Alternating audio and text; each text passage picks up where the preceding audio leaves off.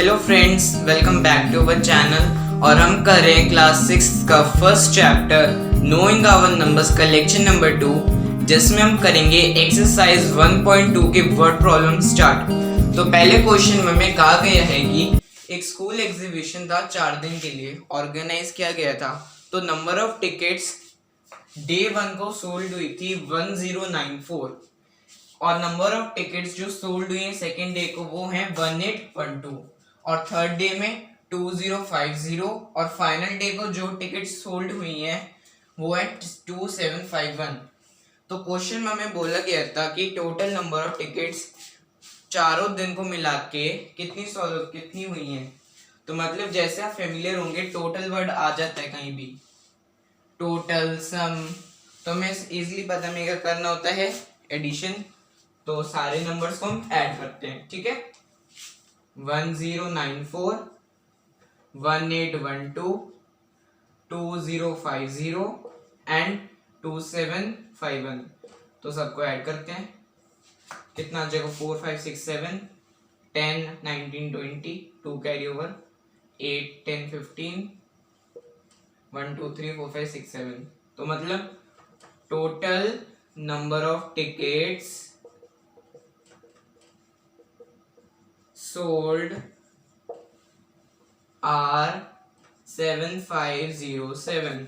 तो मतलब जो टोटल स्कूल में एग्जीबिशन हुआ था 4 दिन के लिए, तो उसका टोटल नंबर ऑफ टिकट्स कितनी सोल्ड हुई हैं, 7507। क्वेश्चन नंबर 2 करते हैं अब हम। क्वेश्चन नंबर 2 में कहा गया है कि Shekhar is a famous cricket player. He has scored 6980 runs in a test match and he wishes to complete 10,000 runs. मतलब कि शेखर हमारा एक फेमस क्रिकेट प्लेयर है, उसने इतने रन एक टेस्ट मैच में बनाए, लेकिन उसका टारगेट था 10,000 रन बनाने का। अब उससे कितने और रन चाहिए होंगे 10,000 कंप्लीट करने के लिए। तो सबके दिमाग में आ गया होगा कि हमें क्या करना है। बोलो क्या करना है, सब्ट्रैक्शन। अब हमें सब्ट्रैक्शन क्यों करना है, रीजन देखिए, क्योंकि शेखर ने 6980 रन बनाए थे, लेकिन उसको 10,000 के रन बनाने थे। हमने अंदाजा कैसे लगाया, लॉजिक यूज करके, कि इसको 10,000 रन बनाने थे, लेकिन उसने 6,980 रन बनाए। हाँ, तो उसे टोटल कितने रन और चाहिए होंगे, तो सब्ट्रैक्ट करके पता चलेगा। तो हम स्टेटमेंट लिखते हैं, number of runs scored in test match is equal to 6980 and total number of runs he needs to complete is equal to 10,000। उसे 10,000 रन चाहिए थे अपने स्कोर को कंप्लीट करने के लिए, लेकिन उसने 6,980 बनाए। तो number of runs Shekhar want is equal to 10,000 में से, यहाँ पे भी लिख देते हैं, 10,000 में से हम क्या माइनस करेंगे, 6980। तो 10,000 में से हम 6980 नंबर सब्ट्रैक्ट करेंगे, ठीक है। चलिए सब्ट्रैक्शन शुरू करते हैं। 0 से 0 जाएगा। अब देखिए 0 से 8 तो जा नहीं सकता, तो मतलब कैरी ओवर लेना पड़ेगा। ये कितना हो जाएगा, 0, ये 10 हो जाएगा, लेकिन इस 0 को भी कैरी ओवर चाहिए, तो ये 9 होगा, ये अगेन 10 होगा, लेकिन इस वाले 0 को भी नंबर चाहिए, तो ये 10 काट के 9 हो और ये 10।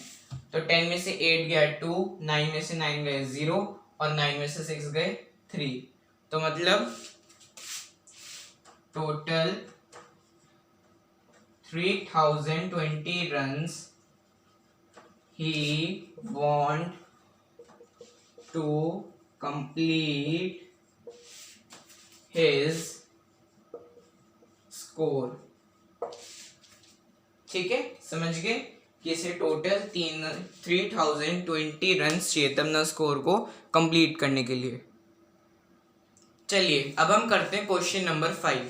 क्वेश्चन नंबर 5 में बोला गया है कि हमें डिफरेंस निकालने ग्रेटेस्ट और स्मॉलेस्ट नंबर का बनाकर हमें ये 5 डिजिट्स गिवन है और हमें इसका डिफरेंस निकालना है। सबको डिफरेंस का मतलब पता है क्या है? सब्ट्रैक्शन। तो मतलब हमें इन डिजिट्स को यूज करके ग्रेटेस्ट नंबर बनाना है और स्मॉलेस्ट नंबर बनाना है ओनली वंस, मतलब कि कोई भी डिजिट रिपीट नहीं होना चाहिए। तो पहली मतलब समझ जाओ, digits can not be repeated, मतलब जो भी आप नंबर बनाओगे उसमें डिजिट्स रिपीट नहीं होनी चाहिए। तो ये बात अपने दिमाग में पहले बिठा लो, ठीक है। चलो स्टार्ट करते सॉल्यूशन। तो ग्रेटेस्ट नंबर क्या बनेगा? ग्रेटेस्ट नंबर देखिए 62743 है, तो मतलब ग्रेटेस्ट नंबर बनेगा 76432। तो ग्रेटेस्ट नंबर ये बना। और स्मॉलेस्ट नंबर देखते हैं, स्मॉलेस्ट नंबर बनेगा 23467, ठीक है। अब लास्ट स्टेटमेंट लिखते हैं, डिफरेंस ऑफ द नंबर। अब डिफरेंस के लिए क्या करेंगे? 76,432 में से माइनस करेंगे 23,467 को। चलिए सब्ट्रैक्ट करते हैं। 76432 माइनस 23467। चलिए सबको इतनी सब्ट्रैक्शन तो आती है। ये 3 काट के 2 हुआ, ये 12 में से 7 गया 5, 2 में से जा नहीं सकता, ये 3 हुआ, ये 12 हुआ। तो 12 में से 6 गया 6, 3 में से 4 जा नहीं सकता, ये 6 काट के 5 हुआ, 3 काट के 13, और तो 13 में से 4 गया कितना आया? 9। 5 में से 3 गया, ये 5 है बेटा, 5 में से 3 गया 2, 7 में से 2 गया 5। सो लास्ट स्टेटमेंट फिर लिखनी है, डिफरेंस is 52,965। तो फाइनल आंसर देख लीजिए, difference between two numbers is 52,965। चलिए अब हम करते हैं question number 7। Question number 7 most important है और ज्यादातर बच्चे ये क्वेश्चन गलत करते हैं, तो ध्यान से सुनिएगा। क्वेश्चन 7 बोला क्या है? A merchant had rupees 78,592 with her. She placed an order for purchasing of 40 radios at rupees 1200. How much money is left with her? मतलब कि एक मर्चेंट है, उसके पास 78,592 रुपीज हैं और एक और जाना है जिसने 40 रेडियोस खरीदे हैं 1200 के लिए। 1200 कॉस्ट है एक के लिए, फॉर 1, मतलब एक की कॉस्ट 1200 है, एक रेडियो की कॉस्ट है 1200। और हमें पूछ रहे हैं जब उसने रेडियोस परचेज कर लिए मर्चेंट से तो उसके पास कितने पैसे बचे हैं। तो हम स्टेटमेंट स्टार्ट करते हैं। तो स्टेटमेंट स्टार्ट करने से पहले क्वेश्चन को दोबारा रीड कर लीजिए वीडियो को पॉज करके। चलिए अब हम स्टार्ट करते हैं। Total money merchant has is equal to rupees 78,592। Total merchant के पास इतने रुपीज हैं।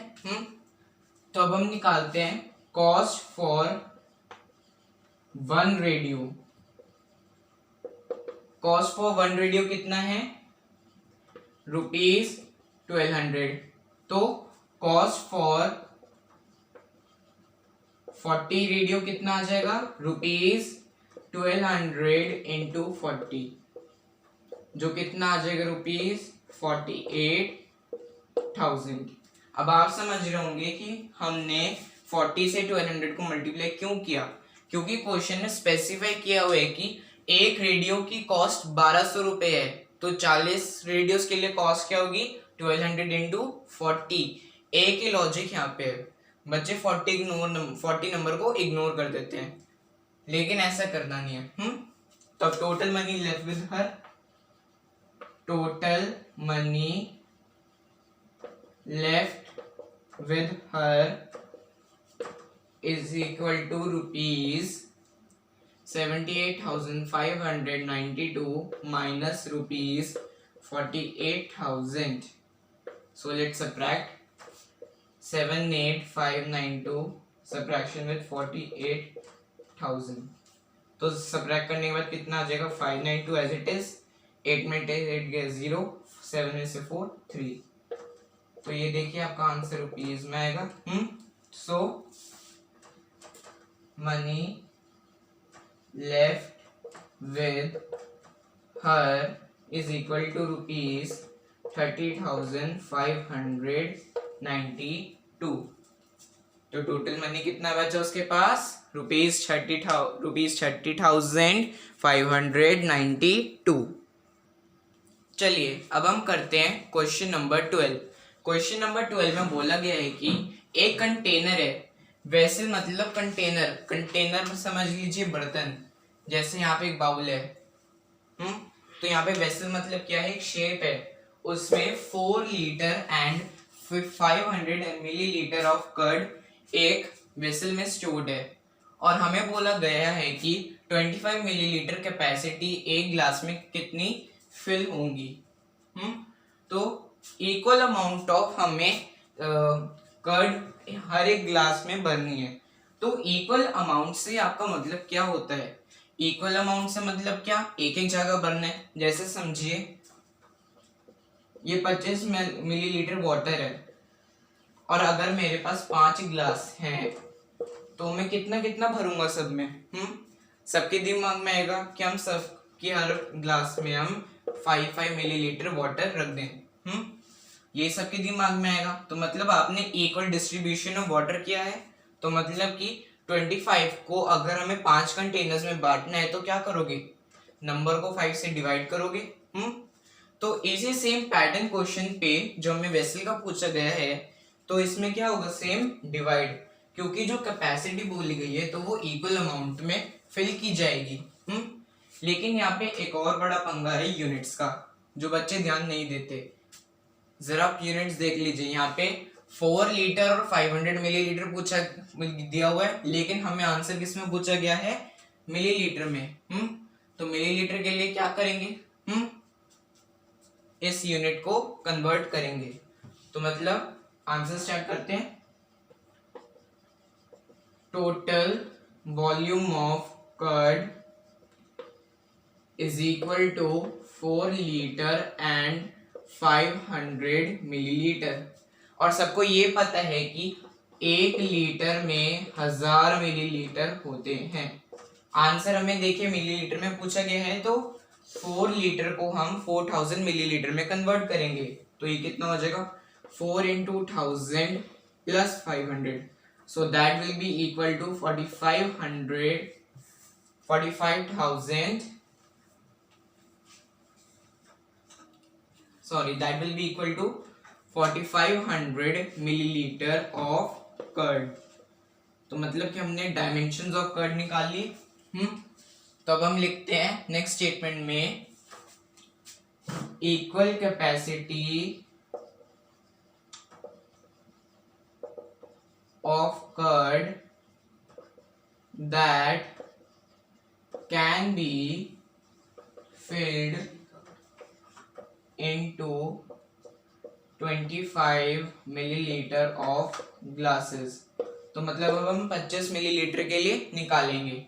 तो हमें क्या करना होगा, 4500 को 25 से डिवाइड करना होगा. तो देखते हैं 25 से डिवाइड करने के बाद कितना आता है, 4500. 25 1 25, ये गया 5 से 0, ये 2. अभी नीचे उतारेंगे 0. तो नंबर देखिए इधर क्या आया है हमारे पास, 200. अब 25 से हम ऐसा नंबर देखते हैं जो इसके टेबल में आ रहा हो. तो 25 को अगर आप 8 से मल्टीप्लाई करेंगे तो कितना आएगा यहाँ पे, 200. अगर 25 को 8 से मल्टीप्लाई करेंगे तो कितना आएगा यहाँ पे, 200. तो मतलब कि जो यहाँ पे डिवाइड होगा क्या, ये 8 200 से पूरा डिवाइड हो गया. तो मतलब यहाँ 0 आ गया, ये 0 उतारी तो क्वेश्चन में भी एक जीरो ऐड हो जाएगी। तो मतलब equal capacity of curd in each glass will be 180 millilitre. Units जरूर मेंशन कीजिएगा। अगर 4 मार्क्स का क्वेश्चन है, आपने यूनिट नहीं लिखी तो आधा एक नंबर आप वहीं कटवा देंगे। If you like this video, please like, share, comment and subscribe to our channel Soumya Tutorials and press the bell icon for the upcoming updates. Thank you friends for watching this video, and if you have some doubts related to this exercise, that you can mention your doubts in the comment section and we will definitely answer your questions.